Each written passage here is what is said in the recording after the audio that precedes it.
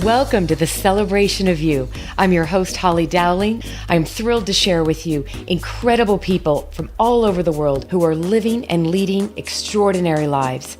From overcoming immense adversity to discovering the secret sauce to leading with courage and grace. Their stories are going to bring you hope and inspiration.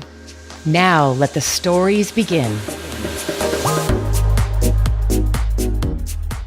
Oh, hi, everybody. It is an absolute delight to have you with me again today. And, you know, I get so excited about my guests. And I know I talk about like how open to serendipity. You never know who you're going to meet and where you're going to meet them. And today's guest is truly, and I have it written down on a piece of paper, and I can't wait to surprise her because there's just certain things that come to me when I meet people and I feel like overwhelmed with just this pure, like you see somebody shining. And so the guest that you're about to have the luxury and privilege of hearing from today, when I met her a year ago and we reconnected just recently, I feel like I have written down on a piece of paper. She's going to giggle. I haven't even told you who she is. She is the epitome of a gorgeous bouquet. And I'll tell you more about that here in just a moment. So I want to I know that it's really important to me to thank all the listeners out there. And I'm still blown away at all the countries around the world, every continent we're in. And just to know that there are stories that are making a difference. And just so that everyone knows, if there was a guest on my show about 3 or 4 months ago who has a very, very rare type of blood cancer that was so rare it took her 8 years of her own effort. And I share that with you, but because of this show, the Celebration of You, there is now a family in Moscow that has been able to get help and for the first time find that this exists and get to the right doctors. So it's those simple stories of other people and what they're doing to create an extraordinary life through adversity, whatever that is. And I just truly believe it makes a difference. So I just want to thank you all, no matter where you are, women, children, men, everybody.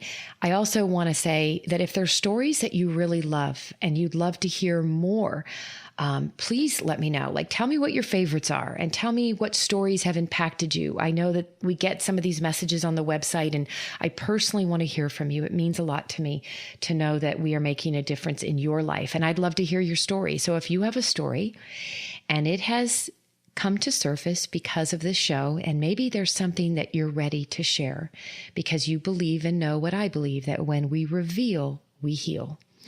So I'm giving you all that challenge. If there's something you are personally ready to talk about, or if you know someone, please reach out, hollydowling.com. That's the website. Let us know on iTunes, but we would love to hear from you. So here we go. I am so excited for this gorgeous bouquet, this human being that walks into a room and she just lights up the room and you just go, who are you? Where do you come from? You just have, you know how you meet those people? You know what I'm talking about, that they just have this essence and this gorgeous spirit about them. So may I introduce to you who I now have called the gorgeous bouquet in my life, the gorgeous Miss Jennifer Dooley. Jennifer, thank you for being here. Wow. Thank you, Holly. I have to tell you something that's so funny when you said gorgeous bouquet. What? I knew you were dying. You're like, what is she going to do now? Well, and this is what's fascinating about you is you have this way of connecting with people where I go, how did she know that? So I have an affinity for flowers. You do? I didn't know if you knew that. No. What? Are you serious? Yeah. No, I did not know this. Yeah. And my affinity for flowers actually goes back to my time when I was facing a lot of adversity, actually, when I was living in Melbourne. And it goes back to a time where money was tight and things were just so difficult. But I was in Melbourne and I was surrounded. I would go into the stores there and I would find these beautiful flowers everywhere.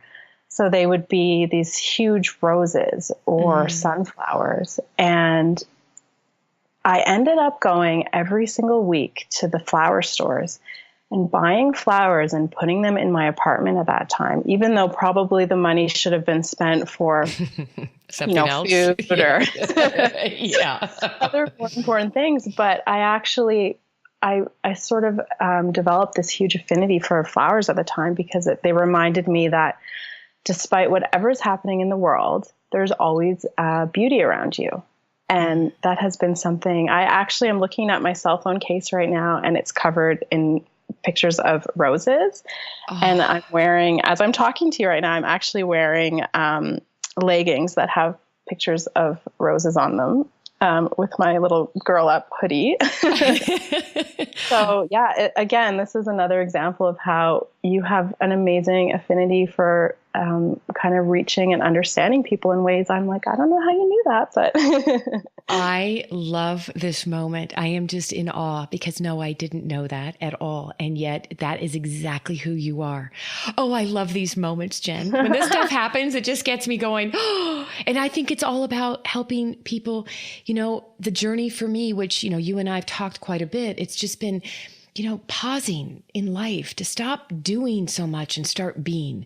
And it sounds so simple, and yet it's been such a journey. And the more I'm able to do that, the more these kind of moments happen, and just allowing the spiritual essence, of who we are to be full and flourish. And you literally walk in a room and you just light it up. And I mean, I know everybody's going to get to see your gorgeous picture when they see, when we send out the artwork, but this is so fascinating. So I would like to, we have so many things I want to talk about today, but what's interesting is and just to give people some background, we met a year ago and she just kind of dangled the carrot. She's in her girl up hoodie, her sweatshirt. We met a year ago in DC at the Leadership and Partner Collective. So that's where they bring in all the people around the world that are partners for Girl Up and really being instrumental. And you've been an amazing ambassador and partner for Girl Up. And then this year, we were at the breakfast at the kickoff with the leaders and partners. And Jen, you made my day. I don't even know if you realize what you did. We're all sitting at our little tables, right? Getting our breakfast and getting ready to meet all the other people that are in, right? All the different sponsors and partners. And you walked over and you were like, hi. And I go, hi. And we're like looking at each other and you were like, remember we met? I'm like, oh yes. And then you paused to tell me the impact that this show has made on your life. Do you remember that moment? It got me emotional. Oh yeah. Well, and I was also emotional because I think of the first year I went to Girl Up conference and really kind of walking in there and not knowing a single soul and being surrounded by all these incredible, talented women. And so returning my second year and seeing you, and it was like a familiar face, but also more than anything, I felt like about a year ago when I was first involved was really when I was picking up the pieces and really trusting in my heart to build my business. And when I returned from the United Nations Foundation conference and I came back to my home in Calgary, I sat down and I thought, I really want to keep this energy and this sort of vibe of women's empowerment and talking about compassion and caring and living your life with your purpose. And so I started to listen to your podcasts, and I would wake up every morning and I would listen to your podcasts. And the one that really inspired me was the one that you did with Monique Coleman. And I was even more excited to see her again there at the second year and to meet her and just to hear the stories that you're helping all these incredible women and men tell about how they're living with compassion and they're focusing on social issues and initiatives, and they're taking a step outside of themselves and their own egos and kind of giving back to the world. So you actually made my morning when I saw you there, because I thought, oh, this is exciting. Well, and you just, when you have a mission on your heart, just like you are, and I can't wait for everybody to hear your big mission because I want to know more about this. But it's like, like I say to people, there is no revenue in this show, right? If anything, it just costs me money, but it's my mission on my heart. Like, how can it's a disservice to not follow your highest calling and what we've been put here to do. So the cool thing that happened after you did that, it made me really emotional because I was like, you're just amazing. And thank you. I was like, I need to know all about you. And then I was like, okay, how soon can I interview you? Because you have all kinds of amazing stories, but the world needs to hear from Jennifer. And so today marks that day that we're finally getting this amazing time. And then I come to find out this journey. So by the way, everybody, this woman on the other end of the phone right now with me, Jennifer, she has her PhD. She's off the charts brilliant. How often do you get to meet people that have high IQ and then off the chart EQ? So probably why you're the gorgeous bouquet in my eyes. And yet you've had all kinds of, shall we say, moments in your life that most people would look at as setbacks. I don't even know where to begin. Why don't you take us back to what was probably the most pivotal moment for you that you believe has had the biggest impact? I don't know if it has to do with what you went through with your family, maybe as a younger woman, but take me through the journey of your growing up. Yeah, so I think probably, and I was thinking a lot about this actually this morning, just before kind of talking to you, and really thinking about my journey. And what's been really fascinating is I almost think I think my pivotal moment was, it's definitely been when I lived in Melbourne, but there was some things that sort of were leading up to that. And I want to call it the moment where you try to live your authentic self, and the moment where you do what you think you should do to sort of please others. That's been sort of, I think, my biggest lesson actually in my 20s and in my 30s now. And it was, as a child, I was very creative. I loved to paint and write. And I also had a fascination with people. So I wanted to find out what, made them tick, what made them sad, what made them happy. I could feel a lot of emotions. I was very empathetic. And when I ended up going to university, and I loved university, it was like suddenly surrounded by textbooks where I could read about psychology and people, and I could sort of try to dissect that. I became passionate about, I had this creative side of myself where I wanted to do things with visuals and creativity, but I also wanted to help people and understand people. So it led me into advertising. And at the time when I started working in advertising, I was in a great company and it was a great experience, but I just couldn't get passionate about the work we were doing. We were selling soap and things like that. Is that why you said I just couldn't get excited about selling soap? Yeah, yes. I just couldn't. I love that. I actually did have a moment though where I got excited, and it was because one of the clients I was working with, they held a program where they brought together young kids and they encouraged them to play in a community to encourage physical activity and healthy eating. And it was sponsored by actually one of our clients who was a producer of laundry detergent. But I suddenly had this like aha moment where I said, I want to do advertising for social good. And I had no idea how to do that. There was no program that existed. And I ended up finding a program and moved to the UK to live in Scotland to study that. And that's sort of how my path grew to social change and social causes. And I'm going to get back to answering your question, but it feels like it's part of almost this bigger story. And so as I started to study that, I would go sort of back to my hometown in Calgary in Alberta in Canada, and I would tell people what I was doing, and they would look at me and go, why are you doing that? And I said, I really want to help people. And they would say, well, how are you going to make any money at that? Like, it wasn't, you just would. And that's really volunteer work. They're looking at that like, what are you doing? That's volunteer stuff, right? Exactly. And it's what really affected my self-esteem. And I think it's actually what really led to some of the difficulties I had in Melbourne, which is something that has been a huge gift in the end. So I ended up going to after I had finished my PhD, and my family, we had been through some situations there was a big flood, and I was exhausted. I had launched my consulting business. I was trying to do work in social causes and social issues. Plus I was doing my PhD, living between Sydney and Calgary, trying to help my family through a difficult time. And I finally went, I can't do this. I'm going to try to get a real job. Let's just set my dreams aside for a minute and we'll try to get a real job. And that was when I just packed up everything. I put things in storage and I took off and I went to Melbourne. And that was my pivotal moment was, I tried to sort of put myself in a box that I thought everyone would sort of accept and sort of, it was the good thing to do. It was the right sort of path to do because I'd been having all these messages. And I had a lot of good messages as well. And I landed in a job which was just completely opposite of who I was.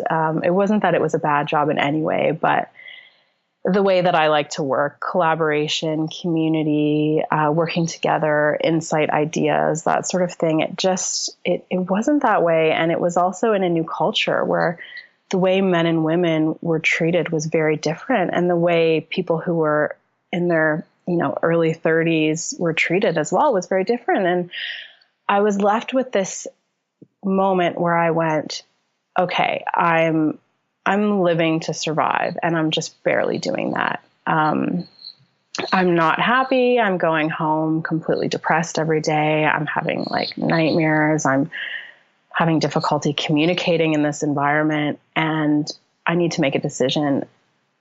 Meanwhile, had taken out money to go over there. There's already difficult things my family was going through, so I didn't want to burden them with it. And just to pause, I think this is important, is that you had helped your family literally shoveling mud from a devastating flood that just destroyed your home. Oh, yes. Yeah. So that's not, when you say helping your family, you were literally shoveling and literally in their physical labor of helping your family survive and just, right? So it's just, I want people to know that, right? This is not just, we were going through some issues. This was some serious family stuff of, can we survive this as a family, right? Exactly. Yeah. I would say it was the year that was supposed to be celebrating my PhD. And it's interesting how you get brought together in different ways. My home was evacuated, so I wasn't able to actually be in my home because it was actually close to the river where there was a flood here in Calgary. My parents' home was also on the river. And that's how we spent. They were out of their home. I think it was for 3 months or longer. So it was a pretty devastating experience, but I think it also brought us together. So, and there's been so much of that happening, all over the world, things like that. So yeah, I had that moment where I went, this isn't the right situation for me at this job in Melbourne. And what do I really want to do? I really want to build this business, but and kind of going enough doubt. You've been doubting yourself. You've been questioning if you're going to make money at this, if you can survive, And I had a friend that I talked to at the time who actually said, sometimes you just have to jump when there's no safety net. I love that. Yeah. And it was absolutely frightening to walk away in a foreign country. I had lived in Sydney, but I had just moved to Melbourne. So I knew very few people, and just walk away from a job that wasn't right and trust your instinct. And I can say when I decided to leave the job, I just felt this incredible weight lifted off my shoulder. Mm-hmm. And then an interesting series of events happened. So I ended up meeting up with a client who they were looking for some help on a project to prevent violence against women in Australia. And before I knew it, I had a new client. And for the next 6 months, I spent interviewing incredible people. One of the key stakeholders at Australia Football League, for example, talking about how they're bringing diversity and inclusion into their sports programs. Ooh. And it was just groundbreaking programs and initiatives and people. And I'll be honest, it wasn't a lot of money, the contract, but I ended up finding and meeting a lot of fascinating people who were actually artists in Melbourne. One of them is a good colleague of mine named Dan Parsons. And it was men and women who were authentically trusting who they were and being who they were. And I started working with them as a photographer. So that's how I made my money. I had this contract in violence against women. And then I was taking these, photos for album covers and things like that with people like Dan Parsons. And it's only now that I look back and I realize I was surrounding myself with people who were not afraid to be themselves, and they were growing and giving back to their communities in that way. And I survived the 6 months. I was actually thriving. I was probably quite broke still, but but a whole different world of mentality when you're doing something that you're passionate about, right? Like, Exactly. and that's when you were buying flowers. And so what if you didn't eat that night, but you had flowers? Or if I ate another bowl of Kraft dinner, right?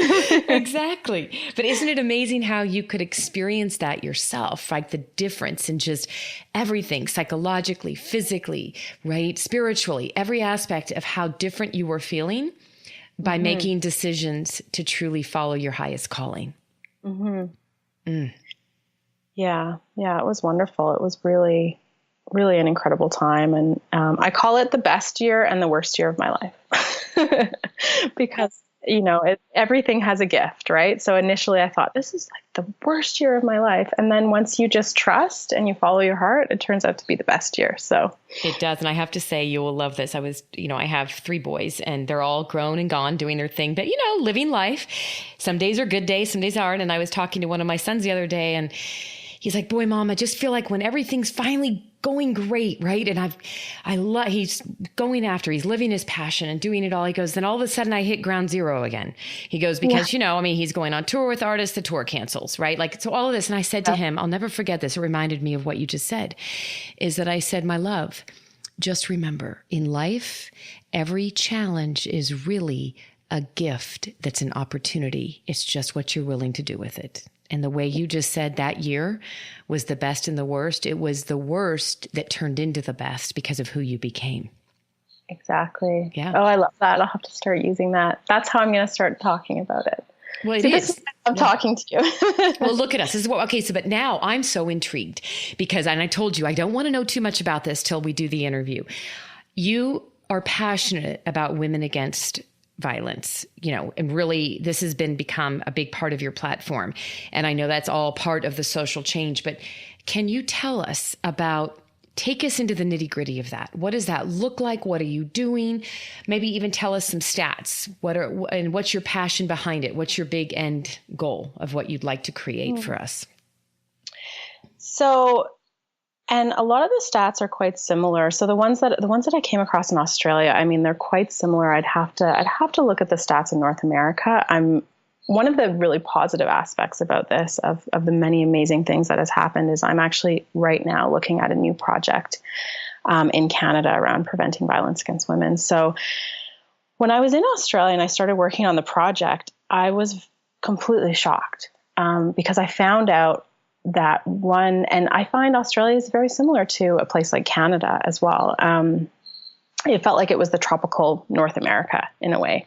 You meet great people. It's a beautiful environment. There's lots of working men and women, but I found out that there's one woman that's being killed a week by a partner or a former partner. Ooh. So it's completely unnerving. It just completely shocks me that something like that is happening. And in Australia, 1 in 3 women have experienced physical violence since the age of 18, since the age of 15. So, and 1 in 5 Australia women have experienced sexual violence. So it has been something that has really, it's made me very passionate and really wanting me to move things forward. I've been looking a lot into things like violence prevention campaigns, dealing with things like sexual violence on campus. And it's been more of the stories, I think, that have really opened my eyes.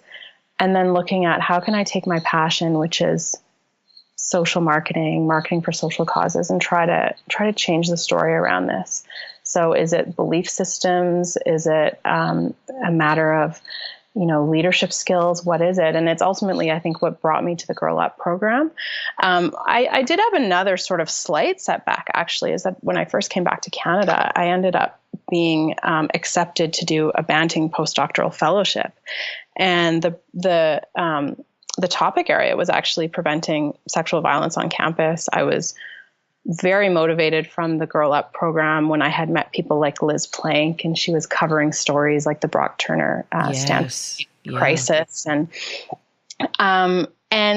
just thinking about like my own personal experiences and things that I had gone through, like when I was in Australia, just the way that in the workplace that I was sometimes treated by one man in particular that was just an inappropriate way to treat a colleague. And I even remember I had a career coach for a little while, and he was an older man. And I remember, and I'll go on to kind of give you a little bit of my view, because I actually don't think it's a gender thing. I don't think it's a male versus female thing. I agree. And one of my huge mentors is John Gerzema, who talks about this, that it's not a male versus a female thing. But I remember sitting down and talking to this gentleman about, how to grow my career in Australia.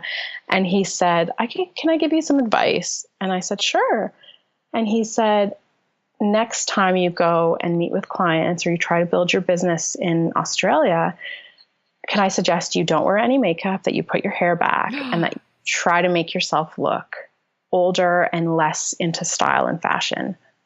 And I actually didn't even know what to say. It was one of those moments where you think you would just have something great and witty to say back. Yeah, really? And I actually looked at him in silence and just looked at him and went, did that just happen?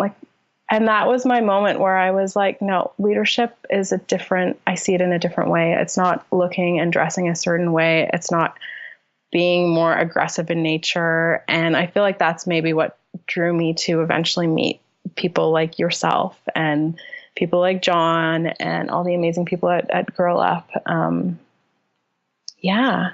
Golly, I'm just in shock, but do you know how real that still is?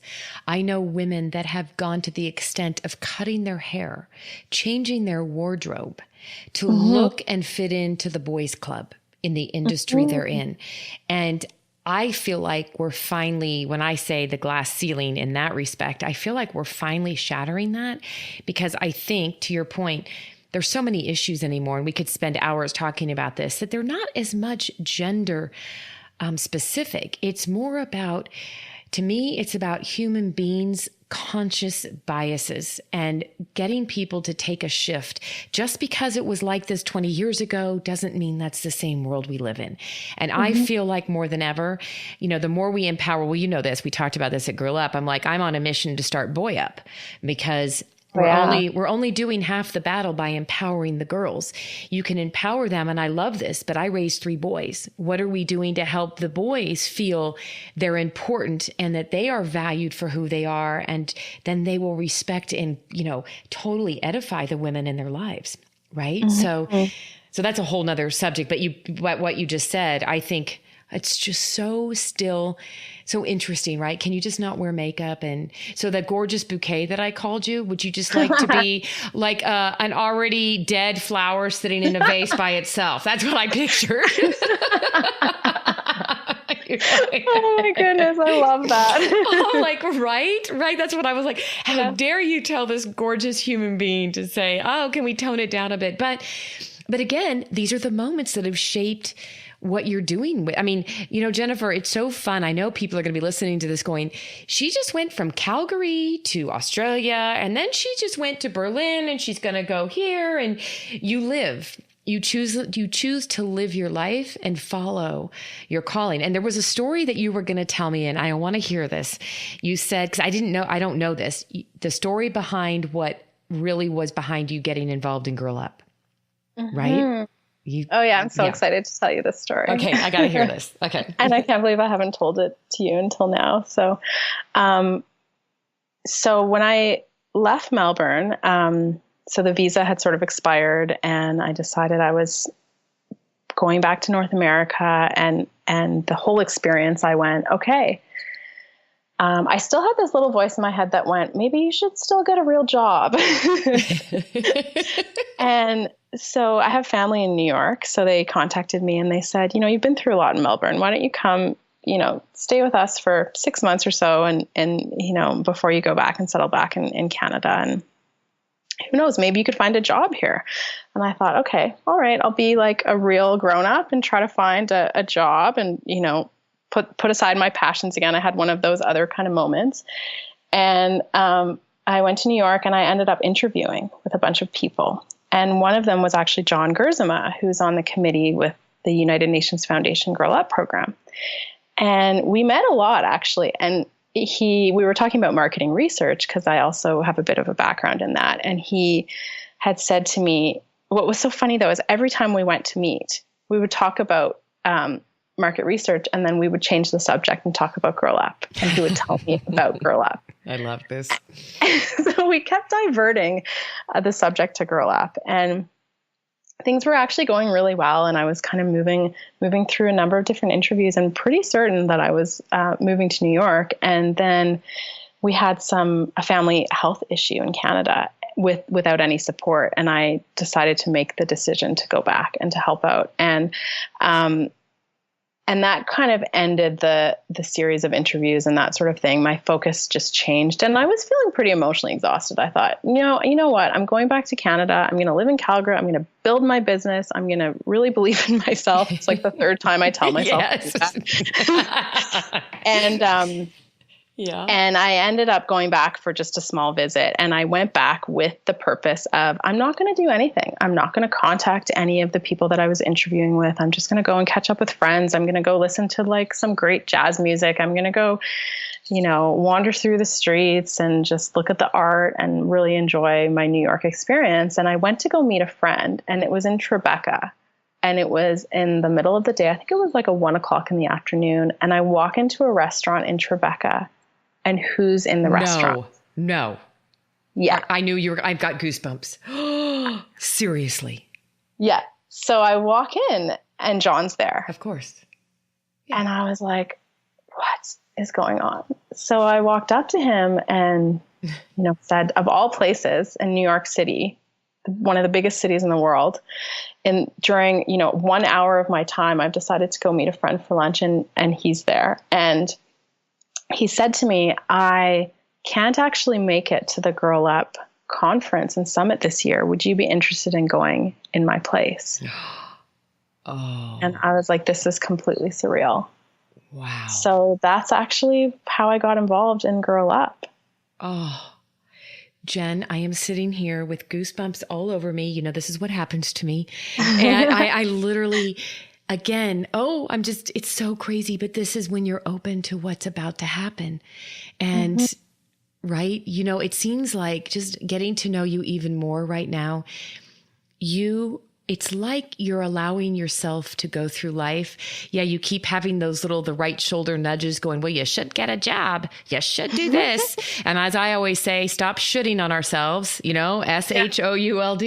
But you've continued to, you hear that little nudge, you kind of veer off and go do what you're supposed to. But then before you know it, you're back to going where your soul needs you. And when you do, all these serendipitous moments happen for you like that. Right? Mm-hmm. And if that's something people could take away that are listening to this, and it really gets me to the culmination of how I love to wrap up the show. And you probably already know because you've listened to so many of these, but I think it'll be quite fascinating from you to, in your greatest of thoughts and wisdom, if you were to go back to your 21 or 25-year-old self, what advice would you give her knowing what you know now? Based on this amazing life full of experiences that you've had? My advice would be to believe in yourself and to trust your instincts. And also, there's like an old saying, if you have people that are, like the naysayers, or they're telling you not to do something, or you can't do something, or that's not possible. I mean, I heard it at the conference at the Girl Up Summit this year. Dr.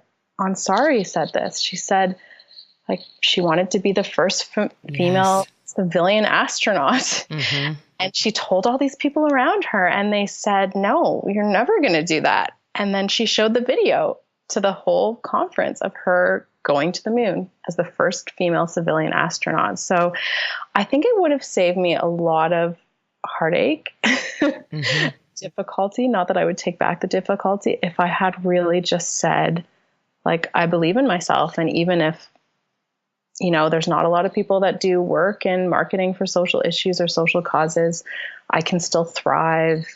You can still do things that are non-traditional fields.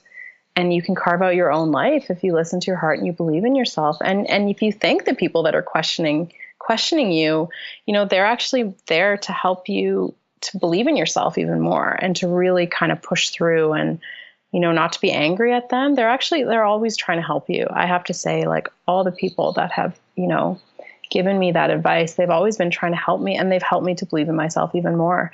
And then I think as well to find mentors and people that can help you along the way, that actually do believe in you, because those are the ones more than anything else that really help you move into the right path in life. That we're all still discovering. I feel like there's still so many new areas that I'm working on and discovering right now, but yeah, that would be my piece of advice. I love that. And as I wrap this up, I would love to know, tell everybody what's next for you. What's on the horizon? What can we do to support you? And how can people reach out to you if they want to connect with you, my friend? Okay, wonderful. Well, my website is dooleysocialchange.ca. So it's www.dooley, Dooley, socialchange.ca. My email is jennifer@dooleysocialchange.ca. So that's how you can contact me. My social media links are on there. And where am I going right now? I'm looking at a couple of different things. So my business is growing. I have an amazing group of team members I'm working with. My clients are growing. So right now we're focusing on projects in the arts, sustainable development, health and wellness, and also now, again, some more work around women's empowerment and preventing violence against women and young girls' empowerment. So my big idea that I shared with you kind of before we began this interview today is that I'm really passionate about leadership, and I'm very passionate about empowering other people. So I'm looking at some potential ideas to start workshops or conferences in North America where we can bring together female leaders and have the kind of conversations that you and I just had. I think just the conversations are important to kind of learn and grow and to get things off of our chests. So I don't know what it's going to look like yet. I don't know who's going to be a part of it with me. I've met up with quite a few different colleagues. I know you'll be a part of it if it kind of, or when it comes to fruition, not if. Right. When. Well done, you. It's exactly right. It's what we say. It's when it happens, not if. Totally. Yeah. So I'm thinking about kind of working through those ideas and also looking at an opportunity to do some training in Berlin potentially next summer. So those are my big ideas. Continue to grow my consulting business, work with incredible people on interesting projects, I really want to focus on innovation. Like, there's a lot of innovative things happening in the type of world we live in now, and empower women and men to have a different, I want to use John Gersama's Athena doctrine, which is basically that he says, like, through his research with, I think it is, I'm trying to remember the exact number of people that he spoke to, but it was quite a large number of people from around the world. I think it was like 16 different countries or something like that. Don't quote me on it, but he had looked at leadership traits, and he had basically sort of found out from over, 30,000 people that he'd spoke to that strong leaders are actually being seen as collaborative and empathetic and sharing their feelings openly and having sort of honesty and collaboration. They have other characteristics like decisiveness and things like that. And that's really what I want to focus on in kind of building leadership and bringing together these groups and these, whether it's conferences or meetings or whatnot. So I guess we'll have to see where it is at. I know. We'll have to see. And I told you, I have been pulling at me. A lot of people asking, when am I coming back up to Canada? And so when you and I were talking, I'm like, well, there you go. You're like, I'm thinking I want to do this. And I'm like, well, absolutely. Consider it done. I will be there to serve, support, and in any way. And I think that we just need to keep, it's interesting because a lot of the work I do globally is with leaders. And I think everything you just said about what John extracted from all the research he did is right on point. And I think more than ever, that's what we're seeing globally as the buzz, because, at the end of the day, we're all leaders. You don't need a title. It's how are we showing up every day in our personal life and our professional life. And so again, that's another topic. But you, my love, I thought of two things that before, as we say goodbye to everybody. So now everybody knows how to get a hold of you. They can go to your website and now see the gorgeous bouquet that I've been calling you. I don't know if you heard this episode, but I interviewed, one of the most riveting interviews. It was at she launched the end of December. Charlene, she's out of Canada. I actually think she might be out of Calgary. She is the woman I interviewed her around the awareness and prevention of internet pornography and child trafficking. Okay, I'll have to go listen to that after. You do. You need to listen to it. She's got a book. Her story is riveting, and I don't even want to tell you. You just go listen to it, but I'd like to make an introduction of the two of you. So, Holly. Yeah, you two definitely need to meet, and she's just amazing and taking her passion that hit home to bring awareness and prevention and going all over the world. You two absolutely need. So I will make that introduction. And I just want to thank you for sharing your beautiful spirit, your brilliance, your heart, and just knowing you and having you in my life has been a gift. And I'm only going to say selfishly, I wish you were coming to my elite retreat. There's amazing women from around the world. It's going to be extraordinary. And I know you can't be with us, but your spirit will be with us, my friend. Okay. Yes. And I promise I will come to it actually at some point. That's another thing is I've been looking at all these incredible retreats that you do. And I'm thinking, okay, so maybe I should also add that to my list of things to do when I'm thinking Berlin. Also visit Holly. There you go. Scottsdale. It's Berlin and then Scottsdale, Arizona. How's that for two? I can wear my pink dress in Scottsdale, Arizona. I love it. And I need to keep you posted. And to everybody listening, it's looking very probable that I will be over in Australia speaking the beginning of 2018, probably in February. And I'm thinking of hosting a couple different things, but that's still in the works. So just dangling the carrot. So you and I will probably need to connect over that too. Okay. I would love to. Yeah. Let me know if you need any advice or help on that. I would love that. Well, I just love having you in my life, and thank you for being the gift that you are to everyone, and stay in touch. All right. Keep us all posted. Thank you. Thank you so much for having me today, Holly. You're welcome, my friend. I'll talk to you soon. Okay. Bye.